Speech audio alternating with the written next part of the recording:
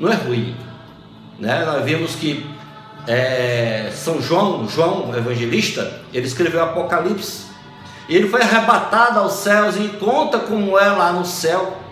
Lá no Apocalipse tem gente que morre de medo de ler o Apocalipse, mas ele conta maravilhas de como é o céu. Então, gente, a gente tem aqui um trabalho, né, um texto aqui que fala exatamente sobre isso. Como Paulo encarou a morte. Como foi que Paulo encarou a morte? Estou dizendo isso para você porque é uma realidade que nós vivemos. Eu, aqui na terra eu não tenho mais meu pai, não tenho mais minha mãe, uma irmã minha que morreu com 46 anos, a Vânia Linhares, que é muito conhecida da cidade onde a gente mora. Então não tenho mais aqui na terra. Para mim não morreram, estão vivos, né? Sempre oro por eles, rezo por eles, e sei que eles estão em algum lugar maravilhoso junto com Deus, porque fizeram por onde, trabalharam, cuidaram da família, cuidaram do trabalho. Mas eu imagino também, gente, lendo, conhecendo a Bíblia, não é tão ruim a terra assim também não. A terra não é ruim. Se fosse ruim, quando Marta e Maria falaram do irmão dela que estava doente, Lázaro, que Jesus deixou passar, né? Talvez a propósito, deixou passar os dias, e Lázaro veio a morrer. E quando Jesus foi na casa de Marta e Maria, Lázaro não estava mais vivo. Então o que aconteceu? Elas disseram: Senhor, se você estivesse aqui, Lázaro não teria morrido. Aí o que aconteceu? Jesus os convidou, foram até o local onde Lázaro estava sepultado, e lá mandou que retirasse a pedra, chamou Lázaro, desenrolaram as faixas, né, que era o costume da época, e Lázaro voltou a viver. Então não sei, se fosse tão bem assim a terra, Jesus: não, Marta ou Maria, vocês não sabem o que estão me pedindo. Ele está num lugar tão gostoso, é muito bom lá, não tem mais dor, lá não tem mais sofrimento, não tem... Mas o que Jesus quis dar uma lição para a gente? Gente, aproveitem aqui na terra, porque Lázaro já sabe como é o céu, e ele vai viver aqui na terra com certeza bem melhor do que vivia antes. E assim teve, né, Elias, que ressuscitou a filha da viúva de Serepta, né? Eliseu também, que ressuscitou gente. Então não é tão ruim aqui na terra. Só é ruim porque a gente muitas vezes não se conforma, né? Não é conformado. Tem até um tocadozinho de viola, aqueles violeiros, né, cantadores de viola, que fazem um trabalho. Eu até, antes de vir para cá, eu estava ouvi, e não sei se é o momento da gente passar, talvez aqui no final do programa pode ser que a gente passe essa violada, né? Então o que ele diz na violada lá? Que todo mundo vai ter que ir. Para que tanta ganância? Para que tanto orgulho? Para que tanta soberba? Para que tanta violência? Para que o suicídio? Se um dia você vai na graça de Deus, é melhor esperar. Melhor esperar que vá na graça de Deus. Então Paulo, né, como foi que Paulo encarou a morte? Olha, o apóstolo Paulo, um judeu convertido a Cristo e escolhido para pregar aos gentios em 2 continentes, se tornou um dos homens mais influentes entre os seguidores de Jesus. Dos 27 livros do Novo Testamento, Paulo escreveu 13. Destas 13 epístolas, as últimas 7 foram escritas enquanto ele vivia com a realidade que poderia morrer logo, né? Então Paulo sempre tinha isso na cabeça dele, né? De querer ir para Deus, querer ir logo, era apressadinho, né? Apressadinho. Mas como ele confiava muito, ele recebeu aquele encontro com Jesus: Saulo, Saulo, por que me persegues? Então aí ele ficou cego, caiu do cavalo, se machucou, depois voltou a parte do corpo normal, voltou a enxergar, e a partir daí se apaixonou por Jesus. se apaixonou pela nova, a boa nova, a palavra de Deus. E aí, o que ele fez? Saiu pregando. Então, no final da sua terceira viagem missionária, Paulo foi preso em Jerusalém. Olha só, ele que prendia os cristãos, matava os cristãos, foi preso. Alguns judeus queriam matá-lo, e ele continuou durante mais de 4 anos encarando a possibilidade de ser condenado à morte, talvez pelo imperador mau, o imperador chamado Nero. Durante esse tempo, Paulo escreveu 4 cartas. Ele sempre, quando ele passava nas comunidades, depois ele tinha mania de escrever cartas, né, para as pessoas onde ele passava, ok? Então ele escreveu carta aos Efésios, aos Colossenses, Filemon e Filipenses. Ele disse aos cristãos de Filipos, o que ele disse a Filipos? Porque estou certo de que isto mesmo, pela vossa súplica, pela provisão do Espírito de Jesus Cristo, me redundará em libertação, segundo a minha ardente expectativa e esperança de que nada serei envergonhado. Claro, com Deus, antes, com toda a ousadia, antes, como sempre, também agora será Cristo engrandecido no meu corpo, quer pela minha vida, quer pela morte. Porquanto para mim o viver é Cristo. Ele diz, por viver é Cristo, e o morrer é lucro. Filipenses capítulo 1, versículo 19 ao 21, ele diz que viver é Cristo, e morrer é lucro. Olha só o que disse esse doido do Paulo, né? E eu estou fazendo isso porque tem muita gente que sofre com a morte dos entes queridos, tem gente que morre, fica com medo de morrer, aquela coisa toda. É uma realidade. Embora a Bíblia não relate todos os detalhes, tudo indica que Paulo foi, de fato, posto em liberdade para fazer mais algumas viagens missionárias, ainda durante o reinado de Nero. Ele foi preso novamente. Olha, ele vivia falando de Deus e vivia sendo preso. Pegando porrada, né? Mas ele não desistia. Durante essa prisão, ele escreveu suas últimas cartas. As 2 para Timóteo, uma para Timóteo e outra para Tito. Nestas epístolas, o tom do apóstolo foi diferente. Ele comentou sobre a morte iminente e certa. Ele não duvidava. E disse, quanto a mim,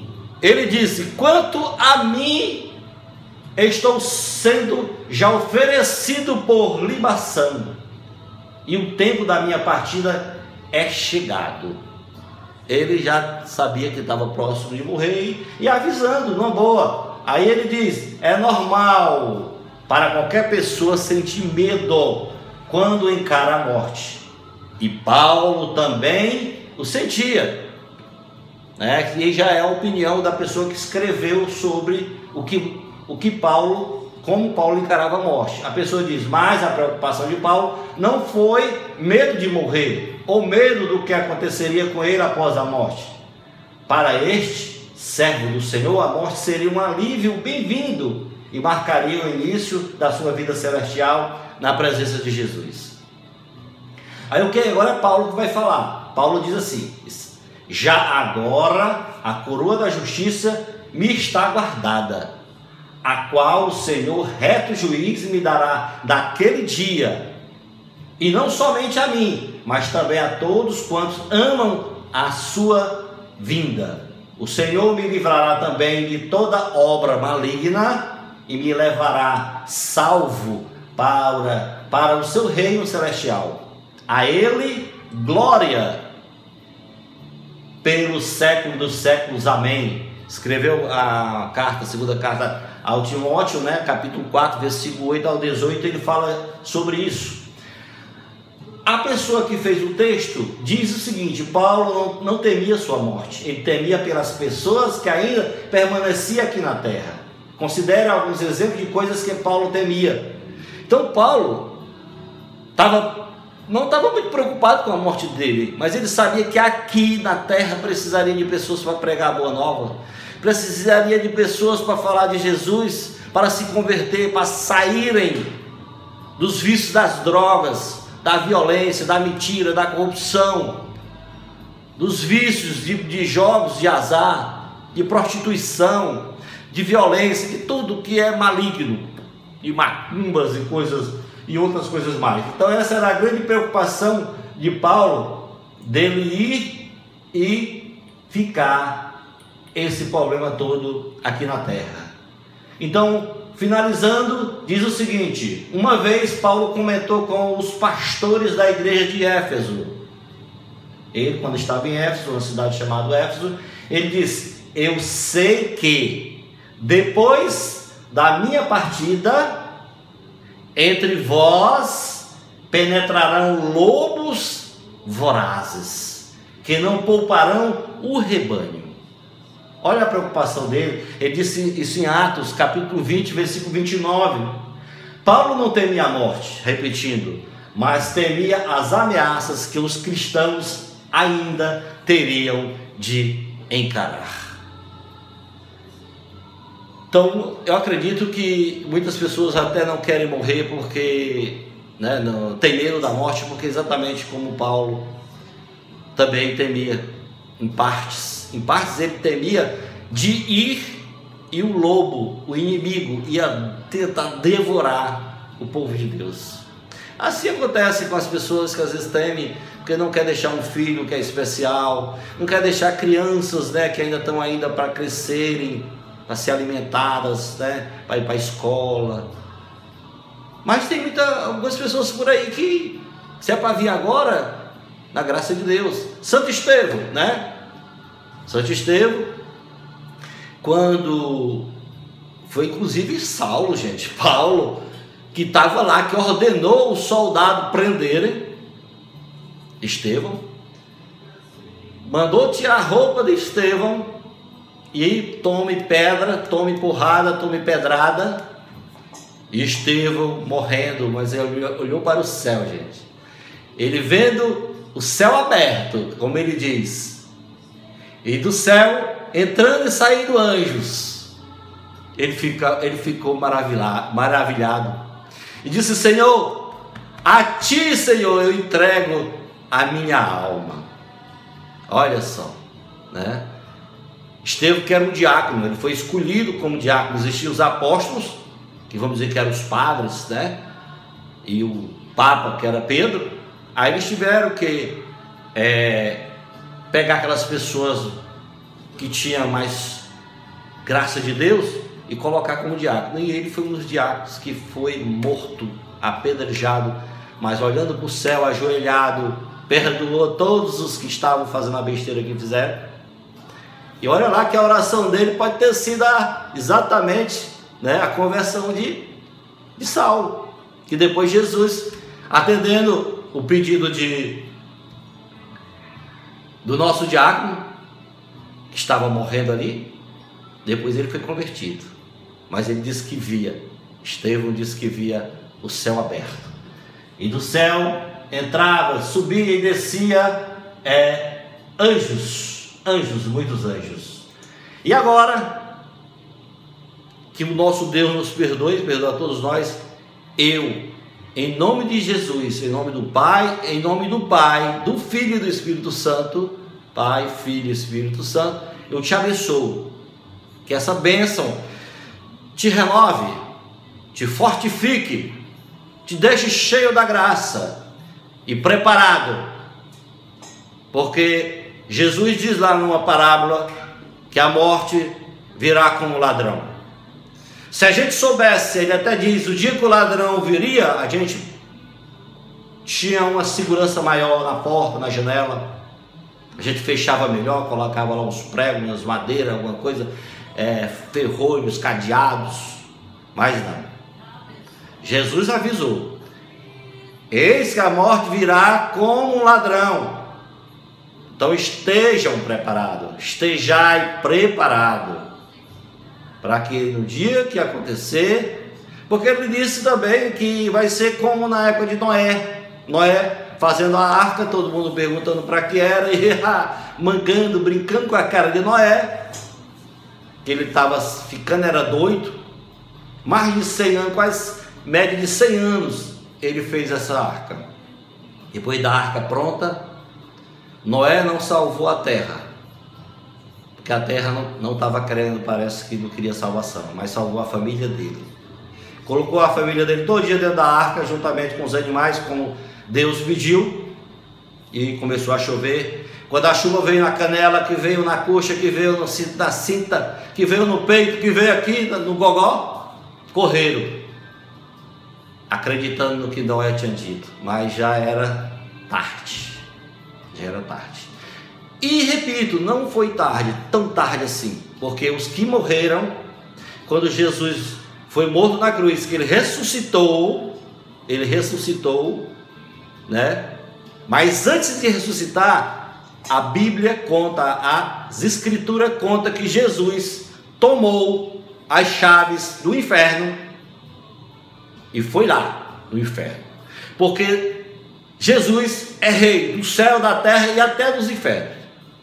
Inferno não tem poder nenhum para Deus Pai, Deus Filho e Deus Espírito Santo. E Jesus foi pregar para aqueles que morreram na época de Noé, porque ele não quer perder nenhum de nós.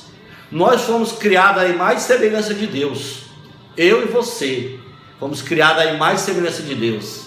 Você sabe qual a maior raiva de Lúcifer? A maior raiva que ele teve de Deus, que foi o motivo dele sair do céu, até de Deus expulsar ele de lá?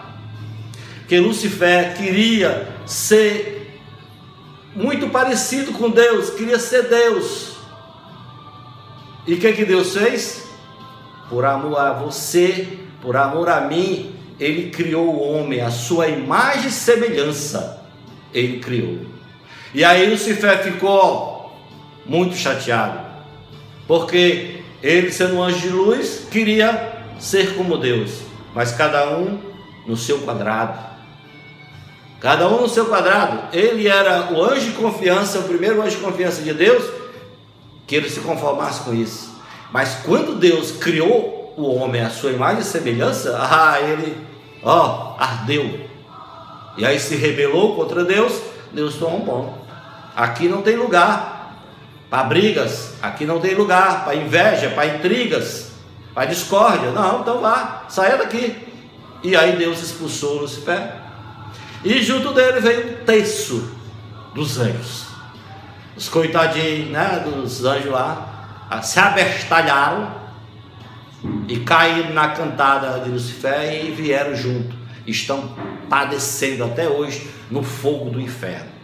E não se conformam. E por isso te persegue para que você beba, por isso te persegue para que você se prostitua, por isso te persegue para que você seja um desgraçado, desempregado, que você se sinta um nada. Esse é o grande motivo, né, dele não ter ficado conformado.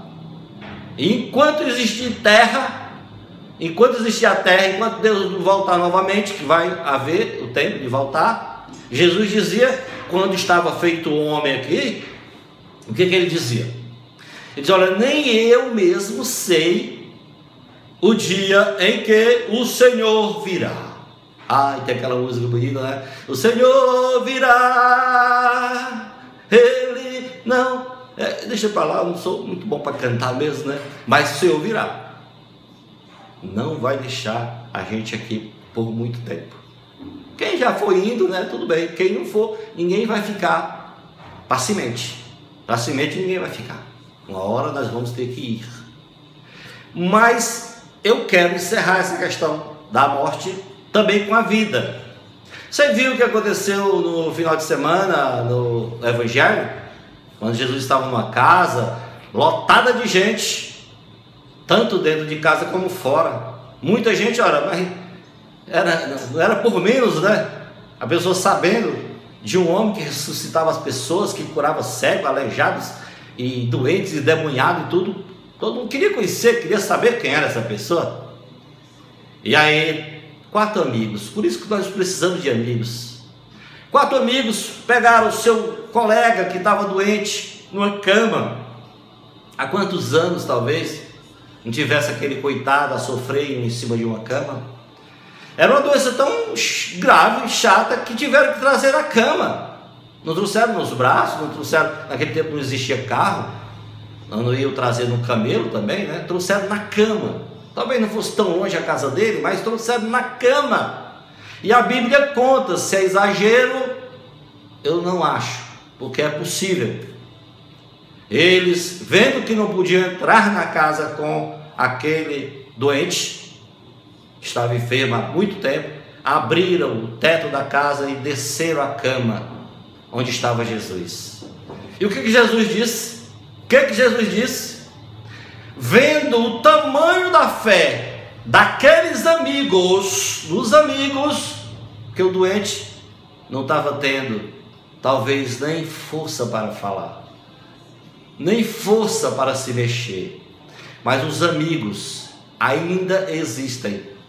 A Bíblia fala que você tem que ter cuidado, existem, mas a cada 1000 pessoas você pode escolher um para você conversar suas coisas, que às vezes não pode ser dita para todo mundo, seus projetos, seus sonhos. É bom você guardar ou compartilhar com Deus todo momento, ou compartilhar com alguém que você sente que é seu amigo. E quem é seu amigo? No livro Nascemos para Brilhar, eu digo quem é seu amigo. Leia o livro e você vai ver quem é o seu amigo, seu verdadeiro amigo. Está lá no livro Nascemos para Brilhar, um livro que tem sido lido por muitas pessoas, e eu tenho recebido, e eu digo, gente, aquilo ali não foi eu, pessoa humana, que escrevi, não. Aquilo só pode ter sido, né, uma graça de Deus, porque eu não tinha como tirar tanta coisa da minha cabeça humanamente. E já estou agora, já temos 2 livros, né? O Nascemos para Brilhar, Hábito, Aprendizagem e Foco, e está vindo outro aí, que minha filha já está fazendo a correção, porque português é um negócio complicado, né? Difícil, não é tão fácil não. E eu faz tempo que passei, né, que estudei português, assim, aquele estudo específico do português. O próximo livro vai ser Diálogos e Lições. Muito bom. Eu estou gostando demais do livro, né? Que vai sair logo, ok? Então, olha só o que Jesus disse na hora que desceram. Na hora que desceram o homem doente. Jesus disse: vendo a fé desses senhores aí, te levanta e anda.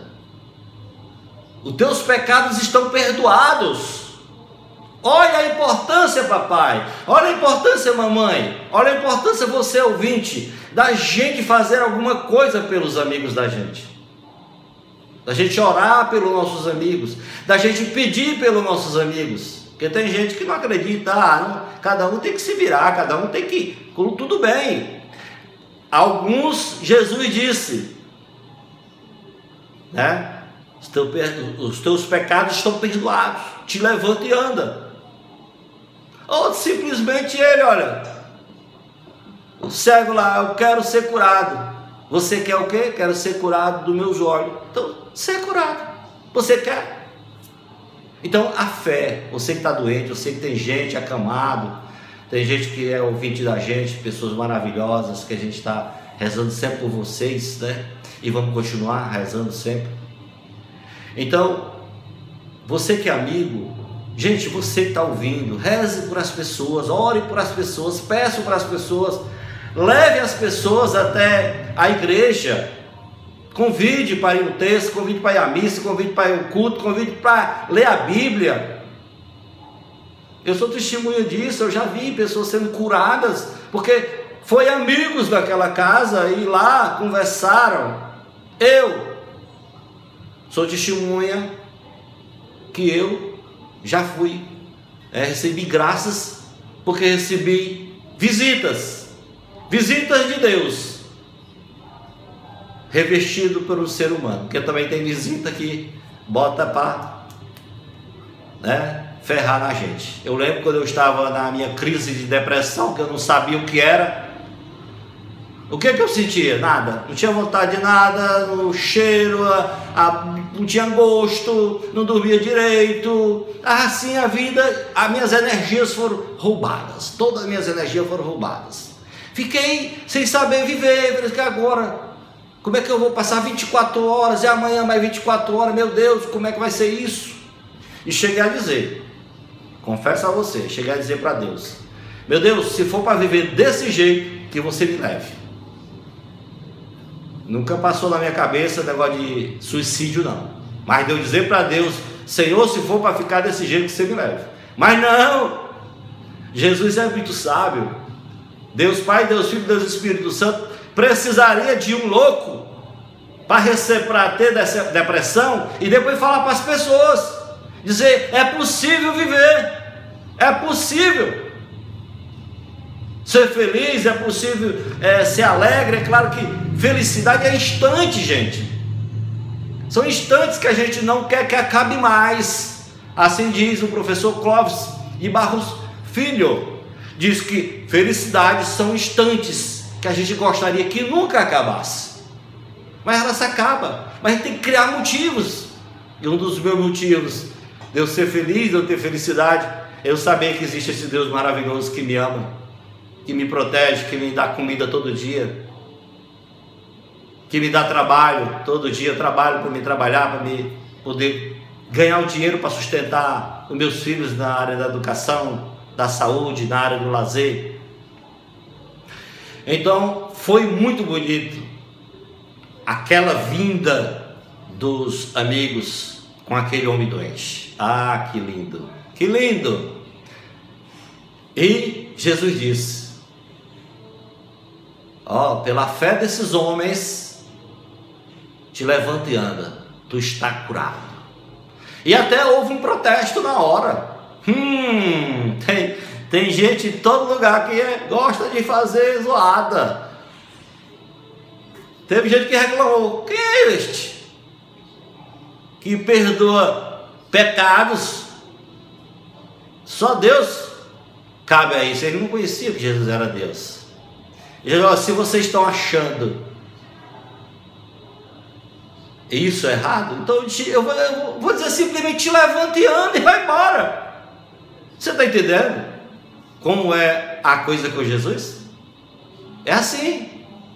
Então basta que a gente tenha fé. Ele até falou: se você tiver fé do tamanho de uma grande mostarda, você vai transplantar uma árvore daqui para ali, um morro daqui para ali.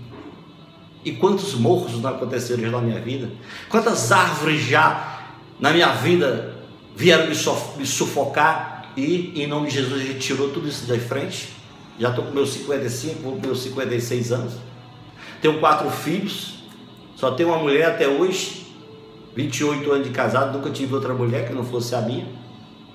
Então, amigos para sempre, como era uma música que a minha irmãzinha que está no céu, Vânia, benção Vânia, ela gostava muito dessa música.